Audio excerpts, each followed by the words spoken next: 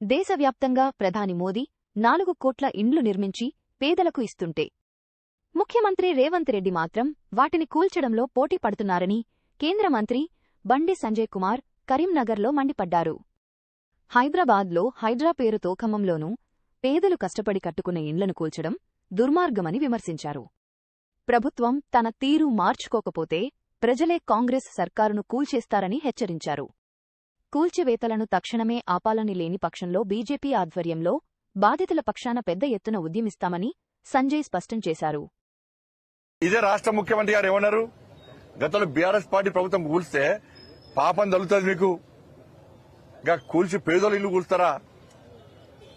కట్టుకుంటప్పుడు ఏం బీకిరు మీరు అన్నాడు రాష్ట్ర ముఖ్యమంత్రి గారు. కట్టుకుంటప్పుడు ఏం బీకిరు మీరు, ఇప్పుడు కూల్స్తారా అన్నాడు. నేను ఇప్పుడు అడుగుతున్నా, ఇప్పుడు కూల్చడానికి కారణమేంది? ముఖ్యమంత్రిగా లేనప్పుడు ఒక మాట, ముఖ్యమంత్రి ఉన్నప్పుడు ఒక మాట. ఇలా కాస్ట్లీ భూములు అంటే కాస్ట్లీ భూములు పేదోళ్ళు వాళ్ళు కాస్ట్లీ భూమి అని వేసుకోలే, వాళ్ళు బిల్లు కట్టుకోలే. ఎప్పటి నుంచో తరతరాల నుంచి వాళ్ళు ఉంటున్నారు. వాళ్ళ ఇల్లు కూర్చోడానికి కారణమేంది? ఏదో మీకు ఉండాలి కదా, ఏదో ఉండాలి కదా. మీ ఆలోచన ఏంది? ఏం లేదు, కబ్జాలు చేస్తా దాన్ని. అలా మంత్రులు ఎమ్మెల్యేలు కలిసి మొత్తం రాష్ట్ర ప్రభుత్వం అంత మంత్రులు అందరూ కలిసి దాన్ని ఆక్రమించుకొని కమర్షియల్ కాంప్లెక్స్ ల పేరుతోని ఏదో పేరుతోని అయితే కమిషన్తో కూడా నేను వీళ్ళే కాంప్లెక్స్ కట్టుకుంటా, దానికే వేరే ఏం లేదు. ఇక పేదోళ్ళ ఇండ్లు కూర్చోడానికి మీకు చేతెట్లు వచ్చినాయా? మీకు ఇప్పటికే హైడ్రా పేరుతోని సర్వనాశనం చేశారు, మూసీ పేరుతోని ఇటు నాశనం చేస్తున్నారు, ఆడ ఖమ్మంలో భూదాన్ భూములు అని చెప్పి వాళ్ళ బతుకులు నాశనం చేస్తున్నారు. పేదోళ్ళు ఇండ్లు కట్టుకోవద్దా? పేదోళ్లకు సొంత ఇండ్లు ఉండద్దా? ప్రధానమంత్రి ఆవాస్ యోజన కింద 3 కోట్ల ఇండ్లు కట్టాం, 4 కోట్ల టార్గెట్ పూర్తి చేసుకుంటున్నాం. 4 కోట్ల ఇండ్లు కట్టిస్తాం మేము. తెలంగాణ రాష్ట్రానికి 2,40,000 ఇళ్లు పోయినసారి ఇచ్చినాం.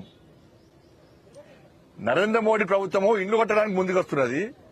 దానికి సహకరించకుండా కాంగ్రెస్ పార్టీ ప్రభుత్వమే ఇండ్లు కూల్చడానికి పోటీ పడుతున్నది. ఖమ్మంలో జరిగినటువంటి విషయంలో ప్రభుత్వం వెంటనే అధికారులను చెల్లించుకోవాలి, ప్రభుత్వం క్షమాపణ చెప్పాలి. అదే ప్రాంతంలో ఏవైతే కూల్చినో ఆ పేదలకు వాళ్ళ ఇళ్లను తిరిగి నిర్మించాలని చెప్పి భారతీయ జనతా పార్టీ డిమాండ్ చేస్తున్నది. లేకుంటే లీగల్ గా వాళ్ళకి సాయం చేయడానికి ఆల్రెడీ మన లీగల్ టీం వాళ్ళతో సంప్రదింపులు జరుపుతున్నది. అక్కడ స్థానిక నాయకులు కూడా ఫైట్ చేస్తున్నారు. మామూలుగా లాఠీ చార్జ్ చేశారు, కానీ ఎక్కడ భయపడే ప్రసక్తి లేదు.